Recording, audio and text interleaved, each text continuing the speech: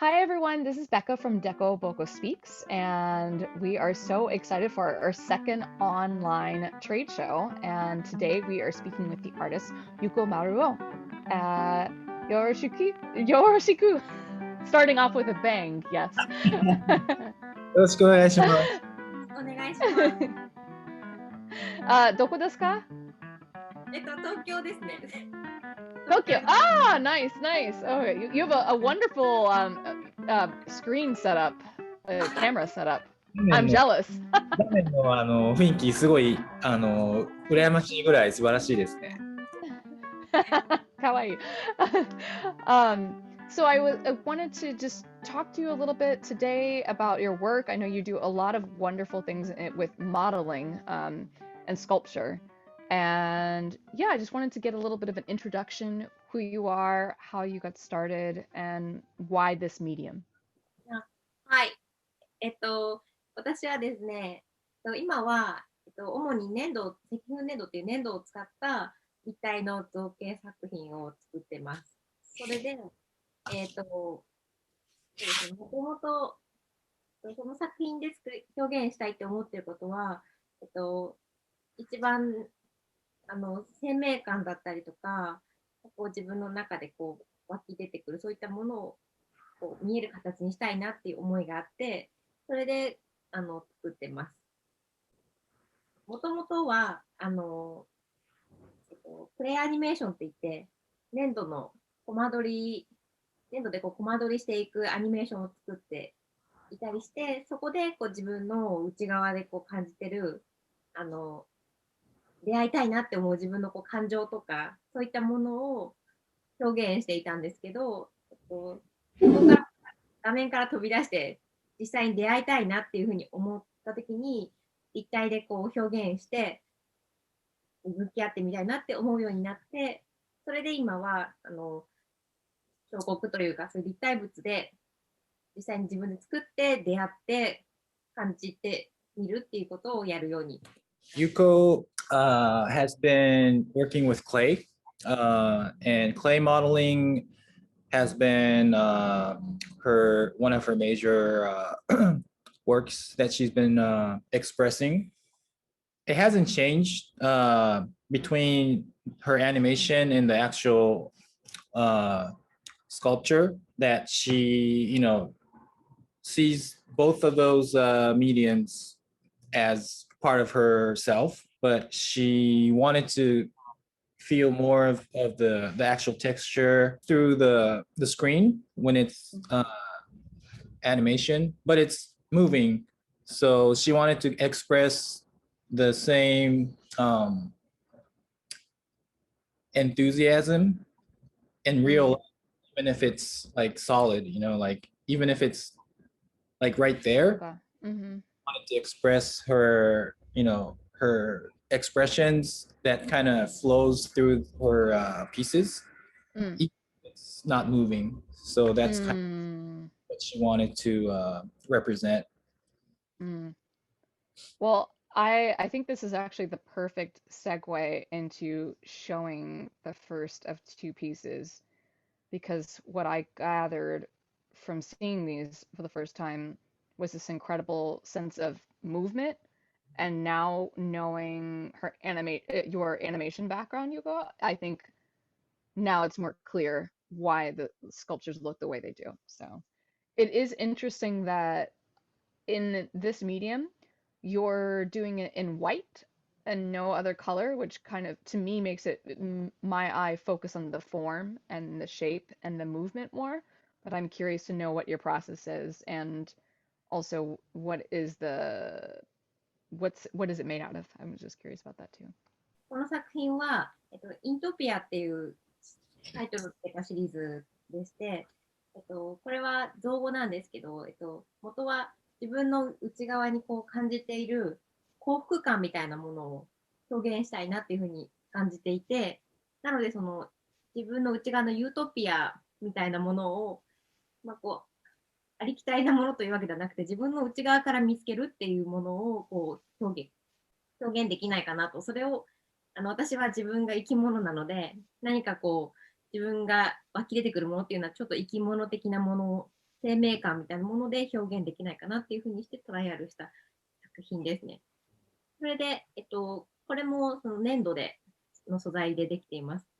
石粉粘土って言って石の粉が元になっている粘土なんですけど、そうですね。これは焼き物とかとはまた違って、自分でこう触りながら最後まで形を作れたりするっていうところで、この作品を作るときには、自分でその夢の細やかさだったり、そういったものを感じながら作れたっていうところが、この作品を作る素材として選んだところですね。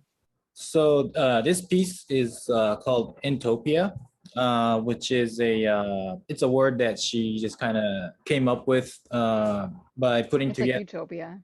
Yeah, like Yeah. utopia, but from her inside. She's been kind of explaining about how important it is for her to express the energy of being alive, like which kind of flows through all of her work.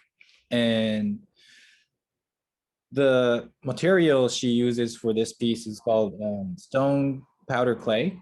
So, Yeah, she said it's like different from like ceramics or porcelain because you can make like different shapes with your fingers kind of like forever unless you stop touching it. Like it keeps changing forms if you wanted to with your fingers. oh, so it's kind of like alive Yeah. beyond. Mhm. That's kind of It cool. Yeah. was interesting because she said she actually has some paint on it. So it's definitely like 100% pure white, but that was also Mm. chose this material because you can like really focus on like the small details. Mm-hmm. And yeah, so happiness, expressing her inner happiness um, Mm-hmm. through the movement of something that's alive is the inspiration of this piece in particular. Mm. That's interesting. I It is also interesting thinking about the concept of expressing life and using a material that will never in essence die or be finished. It's always evolving. Mhm. So it's interesting. The next piece is so gorgeous. This makes me think of like a beautiful headdress or something like that, even though I know it's probably not that at all, or birds, or there's just like I don't know, just it makes me think of springtime, maybe just because right now we're just having beautiful weather. So I'd love to know your thoughts on where this idea came from for this concept, and yeah. Yeah.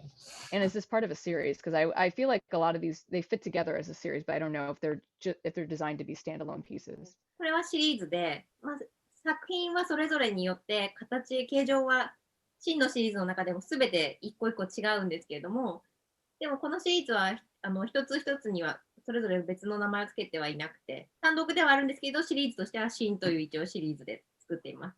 つながりとか連鎖とかそういったものをすごいイメージしていて作ったものなんですけど、その今まで先ほどの作品とかは自分がこう生命感だったりそういったそういったものを表現したいって言った時に生き物的な表現だったりしたんですけど、そこから今度はもっと自分一人の存在というよりは自分を作ってるいろんなつながりだとか自分がいるっていうこと自体が今までのいろんな連鎖だったりいろんな出来事だったりが連なって存在してるじゃない、そういった命だったり自分自身だったりするんじゃないかなってことをすごい意識した作品で、そういったことを思った時にそれまでは生き物的なフォルムになることが多かったんですけど、そうじゃない表現ができないか、あとはそのもっと空間とか時間とか空間とか、そういったことにもいろいろ